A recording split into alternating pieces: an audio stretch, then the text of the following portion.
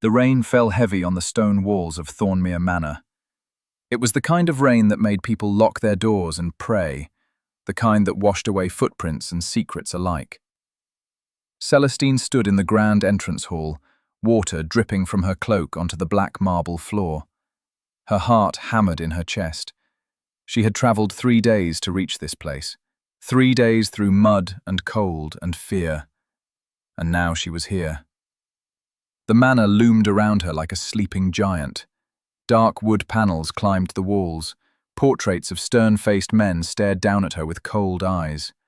Candles flickered in iron sconces, casting long shadows that seemed to move on their own.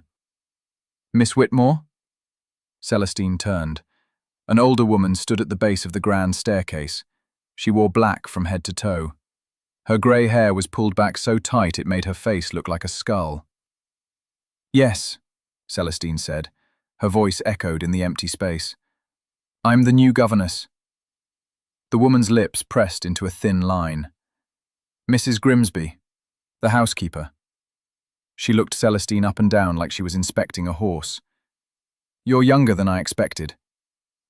"I'm 22, Celestine said. She lifted her chin. "And I come with excellent references." Mrs. Grimsby sniffed. "References don't mean much here." She turned and started walking. "Follow me. I'll show you to your room. You start your duties tomorrow at dawn."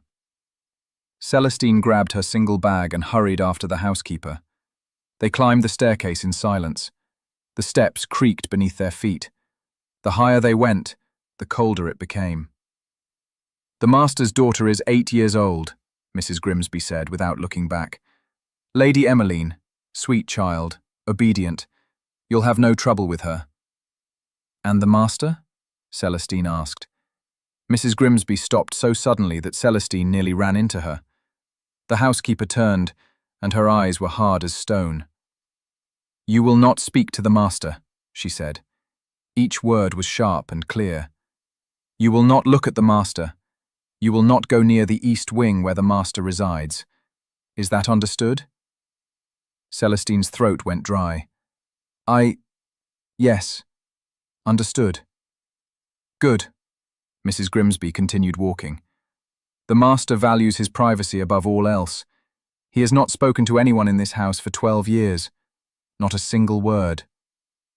12 years. The number hung in the air like smoke. "Why?" Celestine whispered.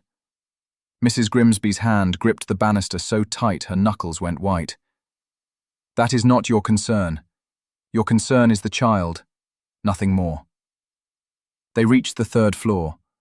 The hallway stretched long and dark before them. Mrs. Grimsby led Celestine to a small room at the end. Inside was a narrow bed, a wooden chair, and a dresser with a cracked mirror.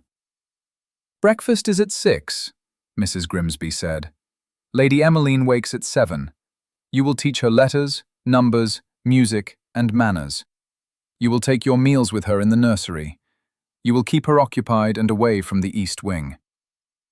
Away from her own father?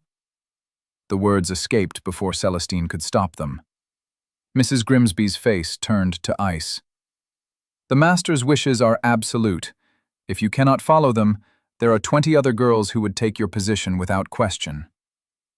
Celestine swallowed hard. She needed this job.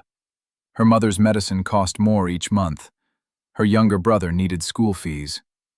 This position paid 3 times what any other governess role offered.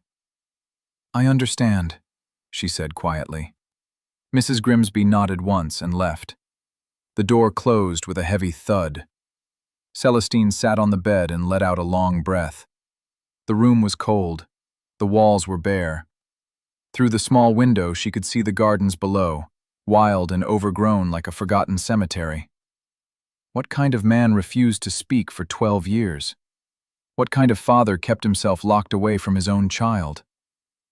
But she didn't know yet that the answers to those questions would change everything. Dawn came gray and cold. Celestine washed her face in the basin of icy water and dressed in her best gray dress. It was plain but clean. She pinned her dark hair back and looked at herself in the cracked mirror. "You can do this," she whispered to her reflection. Just teach the child. Stay out of trouble. Send money home. Simple. Safe. She made her way down to the dining hall. A single place was set at the long table. Porridge and toast. She ate quickly, alone. The silence in the manor was so complete, it felt like the house itself was holding its breath. At 7 o'clock sharp, she climbed to the nursery on the second floor. She knocked softly on the door. "Come in," a small voice called. Celestine opened the door and stepped inside. The nursery was the brightest room she had seen so far. Toys lined the shelves. Books were stacked neatly on a desk. Dolls sat in perfect rows on a cushioned bench. And in the center of it all stood a little girl with golden curls and enormous blue eyes. "Hello," Celestine said with a warm smile. "I'm Miss Whitmore, your new governess." The girl curtsied perfectly. "I'm Lady Emmeline." Her voice was soft and careful, like she had practiced the words many times. "It's wonderful to meet you, Emmeline. May I call you that?" The girl hesitated, then nodded. "Yes, miss." Celestine spent the morning teaching Emmeline her letters. The child was bright and eager to please. She knew her alphabet already and could read simple words. When Celestine praised her, Emmeline's face lit up like a candle. But there was something sad in the girl's eyes, something that made Celestine's heart ache. At noon, a maid brought their lunch on a tray, soup and bread. They ate together at the small table by the window. "Do you like living here?" Celestine asked gently. Emmeline looked down at her soup. "It's very quiet." "Do you have friends? Other children to play with?" "No, miss. Mrs. Grimsby says I must stay inside. The world is dangerous." Celestine's chest tightened. This child was a prisoner in her own home. "What about your father?" she asked carefully. "Do you see him often?" Emmeline's spoon clattered against her bowl. Her eyes went wide with something that looked like fear. "I'm not supposed to talk about Papa," she whispered. "Mrs. Grimsby says it upsets him." "I'm sorry," Celestine said quickly. "I didn't mean to—" "But I hear him sometimes," Emmeline interrupted. Her voice dropped even lower. "At night, walking in the halls, his footsteps are very heavy." A chill ran down Celestine's spine. "Does he ever come to see you?" Emmeline shook her head. "Never. Not since I was very small. I don't remember what he looks like." She picked up her spoon again, but her hand trembled. "Mrs. Grimsby says he's very sick. That's why he can't talk. That's why he stays away." Sick. The word felt wrong somehow. "Do you miss him?" Celestine asked. Emmeline's eyes filled with tears. She nodded once, quick and small. Celestine reached across the table and squeezed the girl's hand. "It's all right to miss him," she said softly. "Even if you don't remember him. He's still your papa." Emmeline's tears spilled over. She wiped them away quickly, like she was ashamed. That night, Celestine lay awake in her narrow bed. She couldn't stop thinking about the little girl, about the heavy footsteps in the halls, about the man who locked himself away for 12 years. What happened to him? What made him stop speaking? The wind howled outside her window. Somewhere in the manor, a door slammed shut. And then she heard it. Footsteps, heavy and slow, walking down the hallway outside her room. Celestine's breath caught in her throat. She sat up slowly, her heart pounding. The footsteps paused right outside her door. She waited. 1 second. 2. 5. Then they moved on, fading into the distance. She should have stayed in bed. She should have pulled the covers over her head and pretended she heard nothing. But something pulled at her. Curiosity. Or maybe something deeper. Celestine slipped out of bed and opened her door just a crack. The hallway was dark, except for a single candle burning in a wall sconce, and at the far end she saw a shadow. A man's shadow. tall and broad-shouldered. He moved like a ghost, silent despite the heavy footsteps she had heard moments before. He turned the corner and disappeared. Celestine's hands shook. That was him, the master of Thornmere Manor, the man who hadn't spoken in 12 years. She closed her door and locked it, but sleep did not come easy that night. The days fell into a pattern. Celestine taught Emmeline in the mornings. They practiced writing and arithmetic.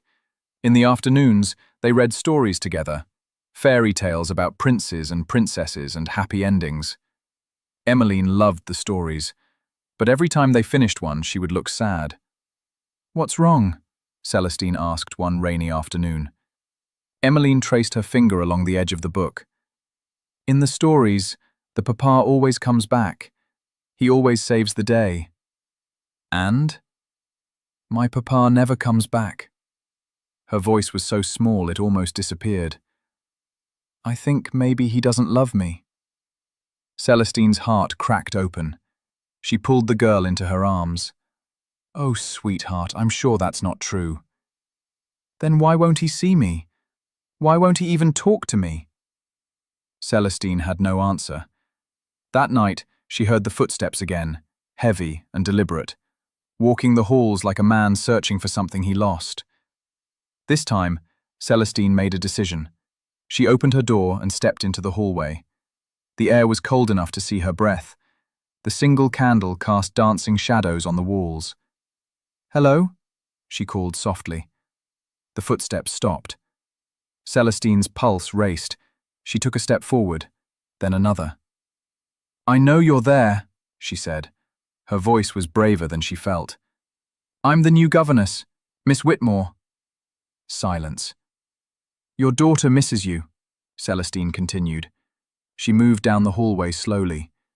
"She's a wonderful child, so bright and kind. She asks about you." Still nothing. "She thinks you don't love her." A sound, low and rough, like a wounded animal. It came from the darkness ahead. Celestine froze. "Sir?" A door slammed. The sound echoed through the entire manor like thunder. Mrs. Grimsby appeared at the top of the stairs, a lamp in her hand. Her face was twisted with fury. "What are you doing?" she hissed. "I heard. Get back to your room, now." "But, now!" Celestine fled. She locked herself in her room and sat on the bed, trembling. Her mind raced. The sound she had heard, that wounded animal sound, it came from him, from the master. He had heard her. He had listened, but he hadn't spoken. The next morning, Mrs. Grimsby summoned Celestine to her office. The housekeeper sat behind a heavy desk, her face carved from stone. "You were warned," she said coldly. "You were told to stay away from the East Wing, to leave the master alone." "I only wanted—" "I don't care what you wanted." Mrs. Grimsby's eyes were sharp as knives. "One more incident like that and you'll be dismissed without references. Do you understand?" Celestine's stomach dropped. Without references, she'd never find another position. Her family would lose everything. "Yes," she whispered. "I understand." "Good. Now go." Celestine returned to the nursery, her hands still shaking. Emmeline looked up from her writing practice. "Miss Whitmore, are you all right? You look sad." Celestine forced a smile. "I'm fine, sweetheart. Let's see your letters." But she wasn't fine. Something was wrong in this house. Something deeper than a man who chose not to speak. That afternoon, while Emmeline napped, Celestine explored the manor's library. It was a vast room filled with books from floor to ceiling. Dust covered everything like snow. She searched the shelves until she found what she was looking for: old newspapers. 12 years old, to be exact. She spread them out on a table and read by the light of the window. "Tragic fire claims life of Viscountess." Her breath caught. She read faster. "The Viscountess of Thornmere perished last night in a fire that consumed the east wing of the manor. Her husband, Viscount Ronan Ashford, was severely injured attempting to save her. The Viscountess was beloved by all who knew her. She leaves behind a husband and infant daughter. The fire's cause remains unknown. Celestine's hands trembled as she read. Ronan. His name was Ronan. She found more articles, descriptions of the funeral, speculation about the Viscount's injuries. And then, 3 months after the fire, a final article. Viscount Ashford withdraws from society. Sources close to the family report that Viscount Ashford has not spoken since the night of the fire. Doctors believe the trauma has rendered him mute. He has dismissed all staff except the most essential and refuses all visitors. His young daughter is said to be in the care of nurses. Celestine leaned back in her chair. The pieces fell together like a puzzle. Ronan hadn't chosen silence. He was trapped in it. And the guilt and grief had locked him away from the world. From his own daughter.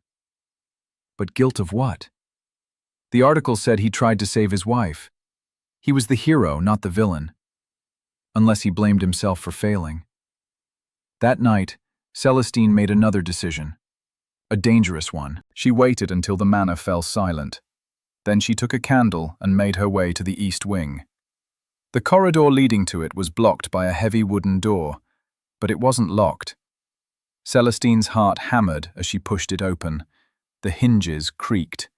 She stepped through into darkness. The east wing was colder than the rest of the manor. The walls were blackened by old fire damage. The smell of smoke still lingered in the air like a ghost. She walked slowly, her candle casting wild shadows. At the end of the hallway she found another door. Light flickered beneath it. Celestine raised her hand and knocked.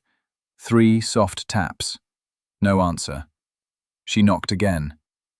"Lord Ashford, my name is Celestine. I'm your daughter's governess." Silence. "Please, I just want to talk. I want to help." Nothing. Celestine pressed her forehead against the door. "Emmeline thinks you don't love her. She's so lonely. She needs you." A sound. Footsteps. Coming closer to the door. Celestine stepped back. Her breath came fast and shallow. The door opened. And there he stood. Ronan Ashford. He was not what she expected. Not a monster, not a beast. He was beautiful. Tall and broad-shouldered, just as his shadow suggested. Dark hair fell across his forehead. His face was strong and angular, marked by old scars that ran down the left side of his jaw and neck. Burns from the fire. But his eyes. They were the same blue as Emmeline's, and they were filled with such pain it took Celestine's breath away. He stared at her. His mouth opened slightly, then closed. He shook his head. "You can't speak," Celestine said softly. "I know. I read about the fire." His jaw clenched. He looked away. "But you can hear me. You understand me." He nodded once, sharp and reluctant. "Then hear this," Celestine said. She met his eyes and refused to look away. "Your daughter is breaking. She thinks you abandoned her. Every day she asks about you. Every day I watch her heart crack a little more." Ronan's hands curled into fists at his sides. His chest rose and fell with heavy breaths. "I know you're in pain," Celestine continued. Her voice shook, but she pushed on. "I know you lost your wife. I know you blame yourself. But Emmeline is alive. She's here. And she needs her father." Ronan turned his back to her. His shoulders shook. "Even if you can't speak," Celestine whispered, "you can show her you love her. You can be in the same room. You can hold her hand. You can let her see your face." Ronan stood frozen for a long moment. Then he raised one hand and pointed at the door. "Leave." Celestine's eyes burned with tears. "Please." He pointed again, harder, more insistent. She understood. He was done listening. Celestine turned and walked away. Her legs felt like water. She had failed, but at least she had tried. The next day, Emmeline was quiet. She barely touched her breakfast. She stared out the window with distant eyes. "What are you thinking about?" Celestine asked. "I dreamed about Mama last night," Emmeline said. "She was singing to me. She had a pretty voice." "I'm sure she did." "Do you think she's watching me? From heaven?" Celestine's throat tightened. "I think she would be very proud of you." "What about Papa? Do you think Mama is sad that he's all alone?" The question struck Celestine like a blade.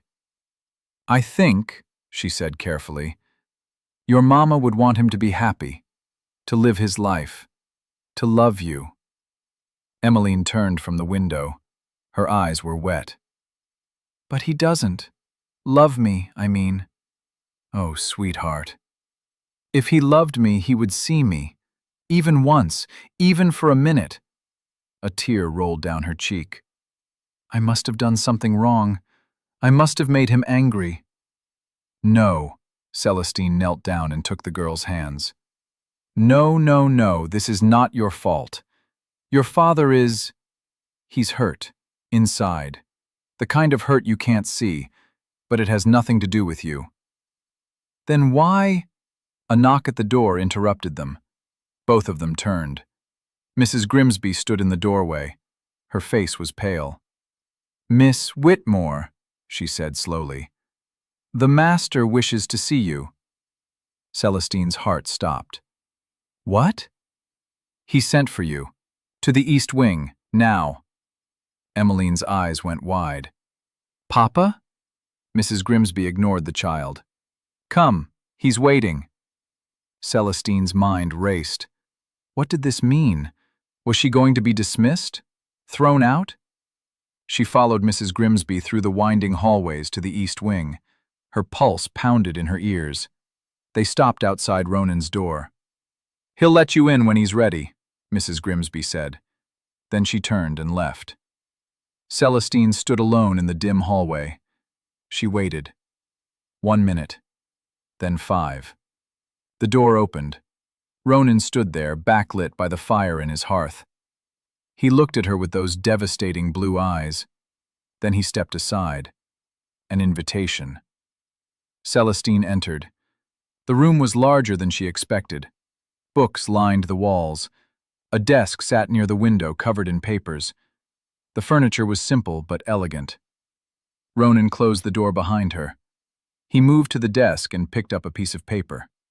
He held it out to her. Celestine took it. Her hands shook as she read the words written in sharp, elegant script. "I want to see her." Celestine's breath caught. "Emmeline?" Ronan nodded. "When?" He pointed to another line on the paper. "Tonight, after she sleeps. I need to see her face without frightening her." Tears sprang to Celestine's eyes. "Yes, yes, of course." Ronan's shoulders sagged with relief. He wrote something else and handed it to her. "Thank you." "No," Celestine said. She met his eyes. "Thank you. For being brave." Something shifted in his expression. His eyes softened. He looked at her like he was seeing her for the first time. Celestine felt heat rise to her cheeks. She looked away quickly. "I should go.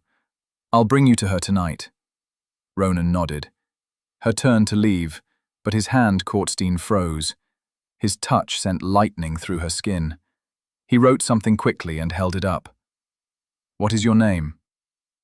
"Celestine," she whispered. Ronan's lips moved silently, forming the shape of her name. Then he released her wrist and stepped back. Celestine fled before her heart could beat out of her chest. That night, after Emmeline had fallen asleep, Celestine returned to the East Wing. She knocked softly. Ronan opened the door immediately. He wore a dark coat over his simple shirt. His hair was combed back. His hands trembled slightly at his sides. "She's sleeping," Celestine said quietly. "We can go." They walked through the manor together in silence. Celestine was intensely aware of him beside her, his height, his warmth, the way he moved like a shadow. They reached the nursery. Celestine opened the door as quietly as possible. Moonlight spilled through the window, illuminating Emmeline's sleeping face. She looked like an angel. Her golden curls spread across the pillow, her small hand clutched a stuffed rabbit. Ronan stopped in the doorway. He stared at his daughter like she was a vision he couldn't quite believe. Celestine watched him, watched the way his face crumpled, the way his hand came up to cover his mouth.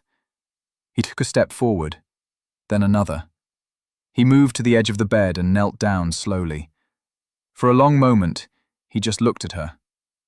Then he reached out with one shaking hand and gently touched her hair.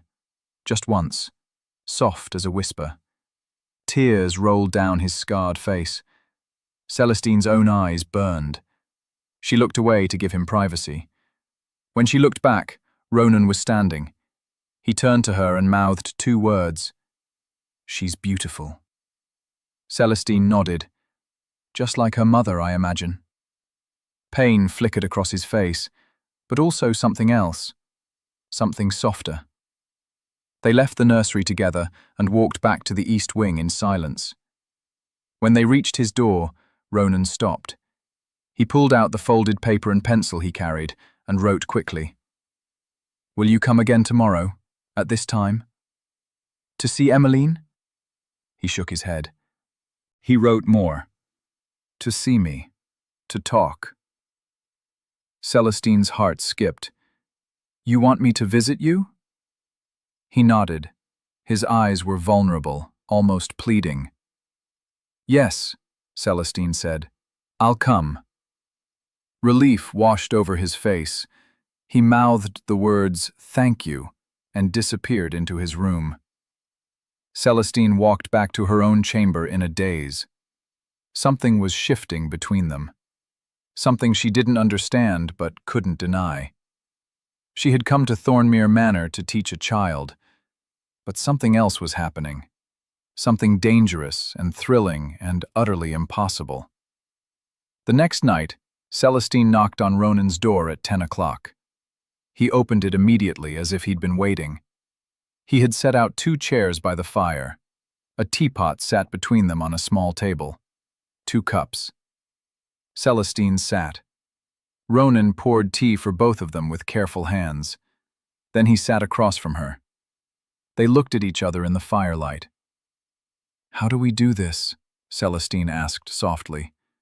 "You can't speak. I can ask questions, but—" Ronan held up his paper and pencil. He wrote quickly and showed her. "You talk. I'll listen. I'll write if I need to." "All right." Celestine wrapped her hands around the warm cup. "What do you want to know?" He wrote, "Everything." She laughed despite herself. "That's a lot." Ronan's lips curved, just slightly, almost a smile. So Celestine talked. She told him about her family, her mother's illness, her younger brother who loved books more than people. She talked about her childhood in a small village, about her father who died when she was 15, about becoming a governess to support her family. Ronan listened to every word. His eyes never left her face. When she said something sad, his expression darkened. When she said something funny, that almost smile returned. It felt like he was drinking in her words, starving for connection. "Your turn," Celestine said finally. "Tell me about you." Ronan's smile faded. He looked down at his hands. "You don't have to," Celestine said quickly. "If it's too painful—" He shook his head. He picked up his pencil and began to write. When he finished, he handed her several pages. Celestine read. Ronan wrote about his wife, Eliza, how they met at a ball when they were young, how she laughed at his terrible jokes, how she sang while she painted in the gardens, how she made everything brighter just by existing. He wrote about the night of the fire, how he woke to smoke and flames, how he ran to their bedroom and found it engulfed, how he tried to reach her, how he failed. He wrote about waking up days later, his throat ruined by smoke and burns, how the doctors said his vocal cords were damaged beyond repair. how he tried to speak and nothing came out but ragged breath. He wrote about the guilt, the crushing, suffocating guilt, how he failed to protect the woman he loved, how he couldn't even scream her name as she burned. He wrote about withdrawing from the world, from his daughter, because how could he face her? How could he look at Eliza's eyes in Emmeline's face and not break apart? By the time Celestine finished reading, tears streamed down her face. "Ronan," she whispered, "it wasn't your fault." He shook his head violently. He wrote, "I should have saved her." "You tried. You nearly died trying." "Not good enough." "You can't blame yourself for—" His fist hit the arm of his chair. His eyes blazed with anger and pain. Celestine stood and moved to kneel in front of him. She took his clenched fists in her hands. "Listen to me," she said firmly. "Emmeline doesn't need a perfect father. She needs her father, the one who's alive, the one sitting right here." Ronan's eyes squeezed shut. His whole body shook. "She doesn't need you to speak," Celestine continued. "She needs you to be there, to show her she matters."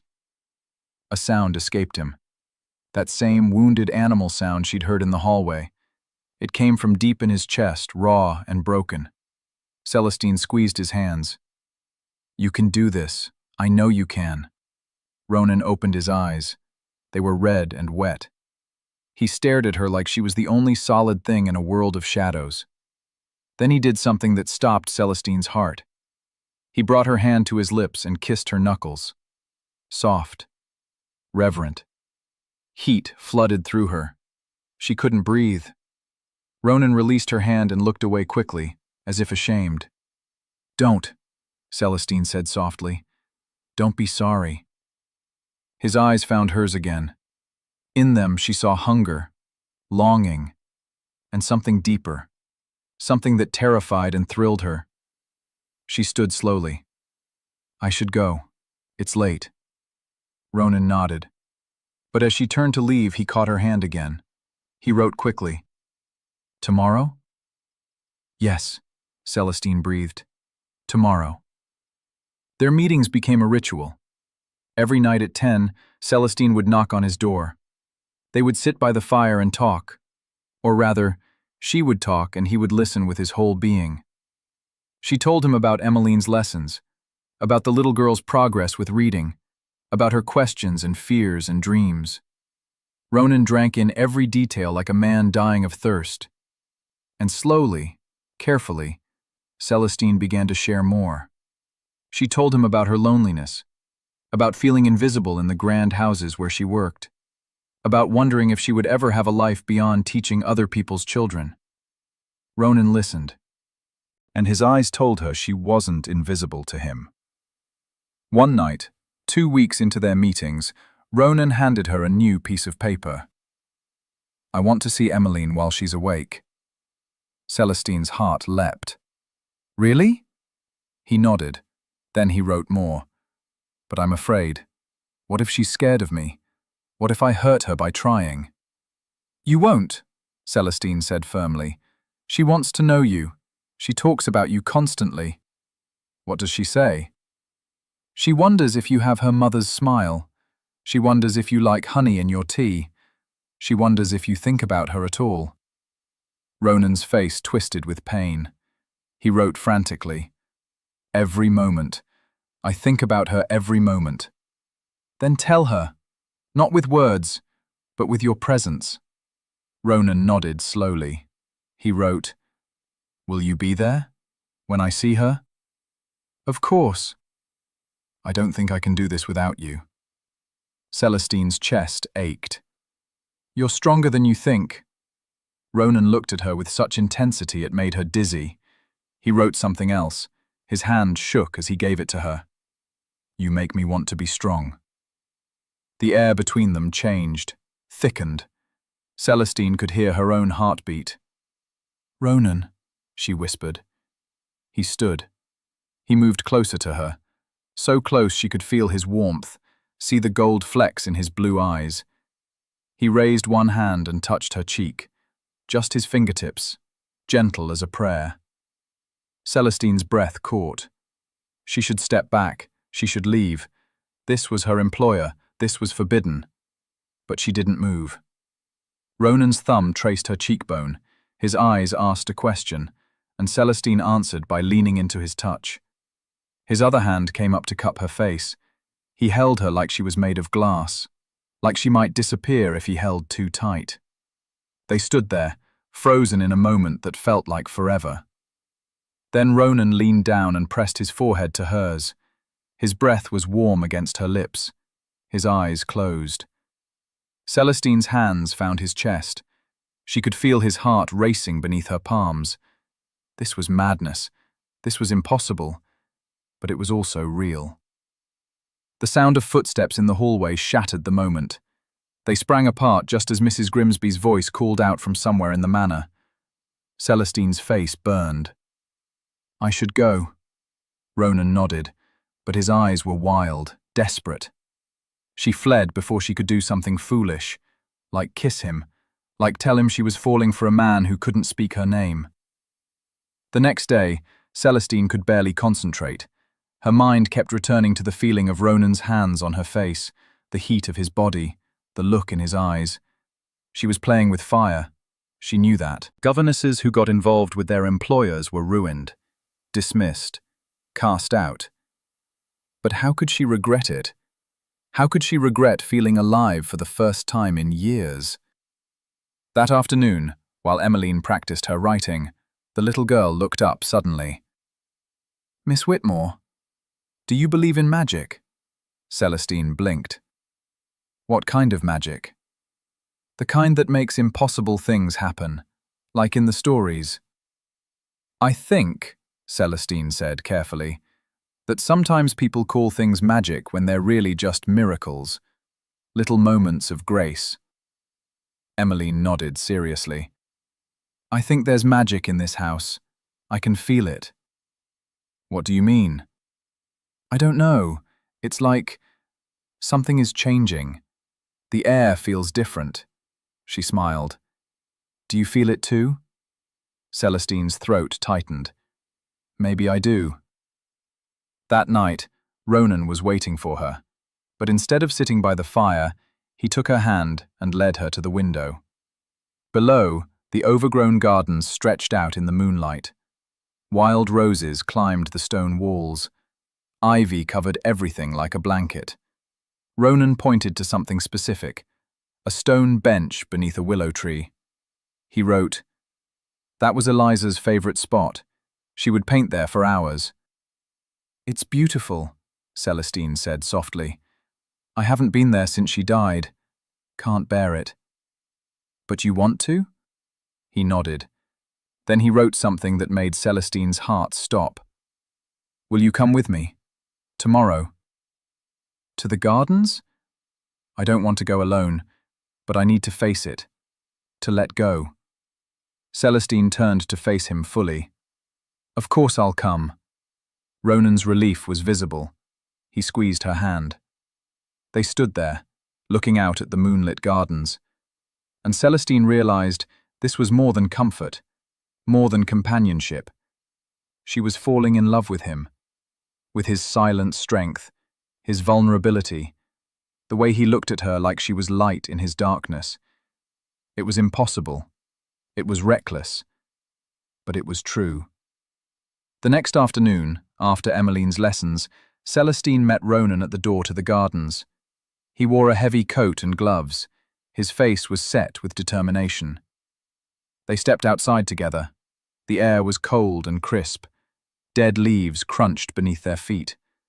They walked in silence through the overgrown paths, past rose bushes that had grown wild, past fountains clogged with moss, past statues covered in vines. Finally, they reached the willow tree. The stone bench beneath it was cracked and weathered, but it was still there, still waiting. Ronan stopped. His breath came fast and shallow, his hands clenched into fists. Celestine took his hand. "I'm here." He looked at her, grateful, terrified. They sat on the bench together. Ronan stared at the ground, His jaw worked like he was fighting himself. "Tell me about her," Celestine said softly. "What was she like here?" Ronan pulled out his paper. His hand shook as he wrote. She would hum while she painted. Old folk songs. She never wore shoes in the summer. Said she liked feeling the grass. Celestine smiled. "She sounds wonderful." She was. She made everything better. Brighter. "Do you think she would want you to stay locked away forever?" Ronan's eyes squeezed shut. He shook his head slowly. "What would she say to you, if she could?" He wrote for a long time. When he finished, his face was wet with tears. "She would tell me to live, to love our daughter, to forgive myself, to find joy again." "Then do it," Celestine said. "For her, for Emmeline, for yourself." Ronan looked at the gardens around them, at the wild beauty that had grown in neglect. Then he looked at Celestine, and something in his eyes shifted, softened, opened. He reached out and touched her face again, the same gentle touch as before.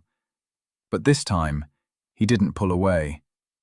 He leaned in slowly, giving her every chance to stop him. Celestine didn't stop him. Their lips met in a kiss that was soft and tentative, and filled with 12 years of silence and longing. Celestine's eyes closed.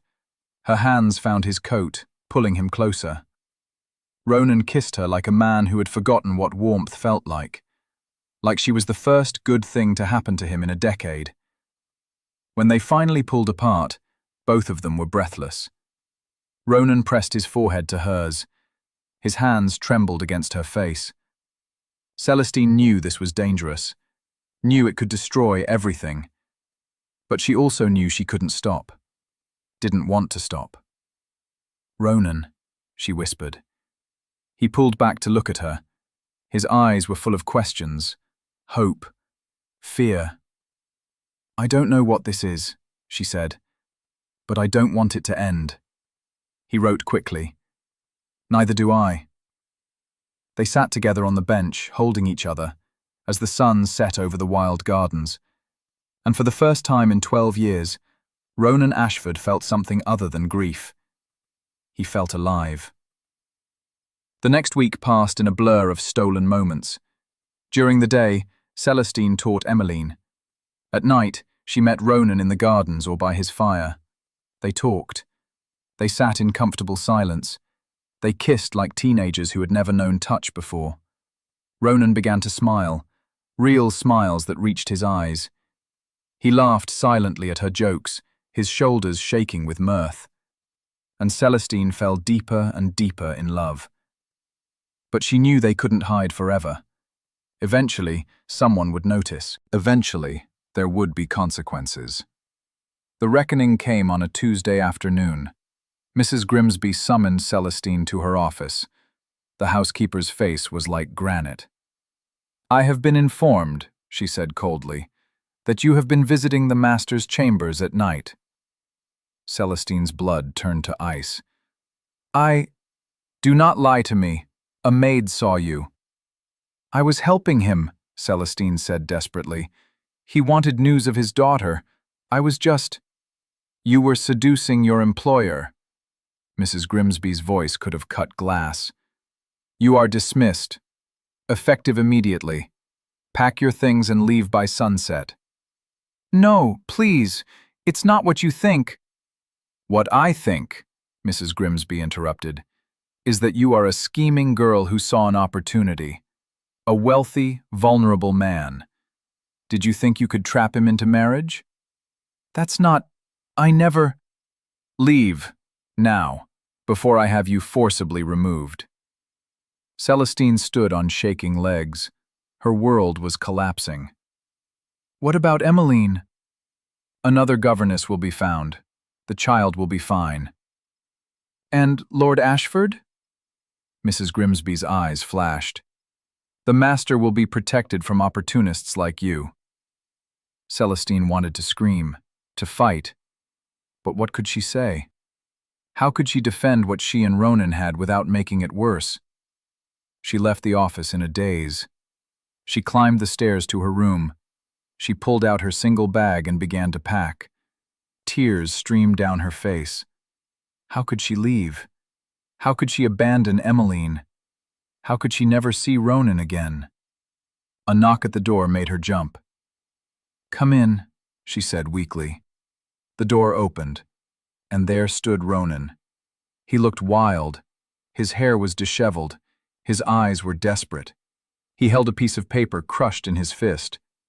Celestine's tears fell harder. "You know," he nodded. He crossed the room in 3 strides and pulled her into his arms. She sobbed into his chest. "I'm so sorry. I ruined everything." Ronan held her tight. His whole body shook. When she finally pulled back, he handed her the paper. She unfolded it with trembling hands. "Don't go." "I have to. Mrs. Grimsby dismissed me." "I'll reinstate you." "She'll just dismiss me again, and it will cause a scandal. It will hurt Emmeline." Ronan's face twisted with anguish. He wrote frantically, "I don't care about scandal. I care about you." Celestine's heart shattered. "Ronan." "Stay, please. I'll fix this. I'll make it right." "How? You can't speak. Mrs. Grimsby controls this house. She'll make my life hell. She'll poison everyone against me." Ronan stared at her. His chest heaved. His hands clenched and unclenched. And then he did something extraordinary. He opened his mouth. His throat worked. His face turned red with effort. A sound came out, rough and broken and barely human. "See." His eyes went wide with shock. Celestine gasped. "Ronan?" He tried again, his whole body strained with the effort. "Cel." Tears poured down his scarred face. "Celestine." Her name, ragged and hoarse and the most beautiful sound she'd ever heard. He had spoken, for the first time in 12 years, and her name was his first word. Celestine's legs gave out. She sank to the floor, sobbing. Ronan dropped down beside her. He cupped her face in his shaking hands. "Celestine," he said again, stronger this time, clearer. "You spoke," she whispered. "You spoke." "For you." His voice was rough like sandpaper, damaged by disuse and old injuries, but it was his voice. "Had to try. For you." They clung to each other on the floor of her small room, both of them crying, both of them trembling. When they finally pulled apart, Ronan wrote something quickly. "This changes everything. I can fight now. I can protect you. Mrs. Grimsby." "Works for me," Ronan said out loud. Each word was effortful but determined. "I am the master here, not her." Hope sparked in Celestine's chest. "You'll let me stay?" "If you want." He took her hands. "But I'm selfish. I want more." "What do you mean?" Ronan looked into her eyes. "Marry me." Celestine's world tilted. "What?" "I love you." The words were raspy but sure. "I'm broken, scarred. But you make me whole. Marry me. Be with me. Help me be a father. A man." "Ronan, this is too fast. We barely know each other." "I know you," he said firmly. "Your kindness, your strength, how you love my daughter, how you made me want to live again." Celestine's tears started fresh.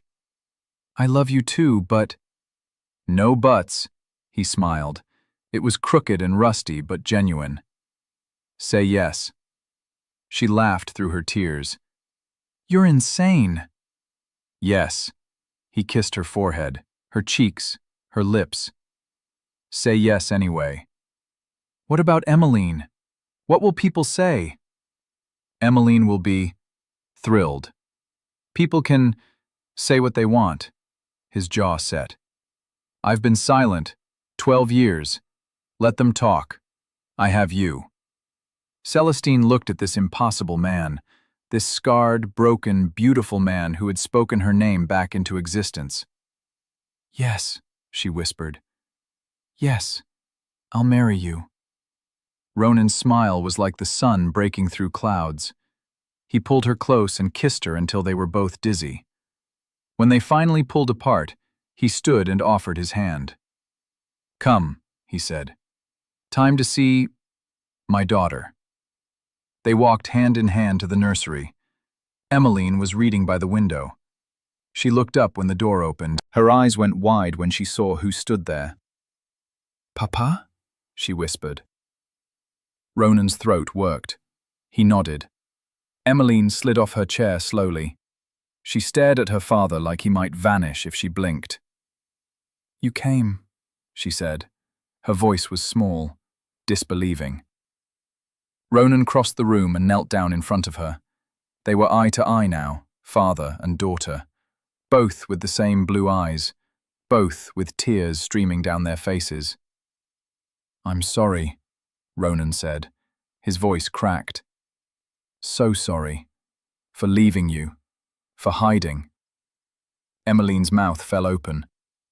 You can talk. Just learned. For you. He reached out and touched her golden curls. Missed you. Every day. Love you. So much. Emmeline threw herself into his arms with a sob. Ronan caught her and held her tight. His whole body shook as he cried into her hair. I thought you didn't want me, Emmeline sobbed. Never. Always wanted you. Too scared. Too broken. But not anymore. They held each other and cried years of grief and loneliness out. Celestine watched from the doorway, her own tears falling freely. After a long time, Emmeline pulled back. She touched her father's scarred face with wonder. You look like me, she said. Ronan laughed. You look like your mama. Will you tell me about her? Every day. Promise. Emmeline smiled through her tears. Then she looked at Celestine. Did you do this? Did you bring Papa back? Celestine shook her head. Your Papa did it himself. He's very brave. Emmeline looked back at her father. Are you staying? Or will you go away again? Staying. Ronan squeezed her hands. Never leaving again. We're a family now. Really? Really. And, he glanced at Celestine, Miss Whitmore is going to stay too. Forever. Emmeline's eyes went wide. Forever? If that's all right with you, Celestine said softly. Emmeline launched herself at Celestine next, wrapping her arms around her waist. Yes, yes, yes, yes. Celestine laughed and hugged the girl tight. Over Emmeline's head, her eyes met Ronan's. He mouthed the words, "Thank you." She mouthed back, "I love you." The days that followed were like stepping into sunlight after years of darkness. Ronan practiced speaking every day. His voice grew stronger, though it would always be rough-edged from the damage. He didn't care. He had words again. He could tell his daughter he loved her. He could tell Celestine she was beautiful. Mrs. Grimsby was dismissed. She left without ceremony, her face pinched with fury. A new staff was hired, younger, kinder. The manor began to feel like a home instead of a tomb. Ronan opened the curtains in every room. He had the gardens tended. He ordered new clothes and toys for Emmeline. He smiled and laughed and lived. And every night, he held Celestine in the gardens beneath the willow tree and thanked her for saving him. You saved yourself, she always insisted. No, he would say, kissing her. You gave me reason to try. 6 weeks after Ronan spoke his first word, they were married in the small chapel on the manor grounds. Emmeline stood beside them as flower girl, beaming with joy. The ceremony was simple, only a handful of people attended. but it was perfect. When the vicar pronounced them husband and wife, Ronan cupped Celestine's face and said clearly, "I love you. My voice, my heart, my life, all yours." Celestine smiled through happy tears. "And you have all of me, forever." They kissed as husband and wife, as partners, as two broken people who found each other in the darkness and chose to step into light together. Emmeline cheered. The small congregation clapped, and in that moment, the tragic, silent manor became a place of joy. 1 year later, Celestine sat in the gardens beneath the willow tree. Her hand rested on her swollen belly. Their child, a son, would arrive any day now. Emmeline ran through the gardens with her new puppy, laughing as it chased butterflies. She was 9 now, confident, happy, loved. Ronan emerged from the manor carrying a tray with tea and cakes. He set it on the stone bench and sat beside his wife. "Tired?" he asked. His voice was still rough, but he spoke more easily now. "Happy," Celestine corrected. She leaned her head on his shoulder. Ronan wrapped his arm around her. "Me too." They sat in comfortable silence, watching Emmeline play. The gardens were no longer wild. They were tended and beautiful, full of roses and lavender and life. "Do you ever think about that first night?" Celestine asked. "When I knocked on your door?" "Every day," Ronan said. "Best decision I ever made, opening that door." "You didn't want to?" "No, but I'm glad. I was brave." He kissed the top of her head. "You made me brave." "We made each other brave." Emmeline ran up to them, breathless and glowing. "Papa, Mama, can we have a picnic tomorrow? In the meadow?" "Of course," Ronan said. He reached out and tugged one of her curls playfully. "Anywhere you want." Emmeline beamed and ran off again. Celestine smiled. "She called me Mama." "She loves you," Ronan said. "As do I. More every day." "I love you too." Celestine took his hand and placed it on her belly. "And so does he." They felt the baby kick, strong and sure. A new life, a new beginning. Ronan's eyes were bright with tears. "Thank you, for all of this, for everything." "Thank you," Celestine said, "for speaking my name, for choosing to live." "I'll choose you," Ronan said, "every day, for the rest of my life." They kissed in the gardens as the sun set golden over Thornmere Manor. The house that had been filled with silence and grief was now filled with laughter and love. And it all began the night a mute man spoke after 12 years. Her name was his first word, and with that word, both their lives began again.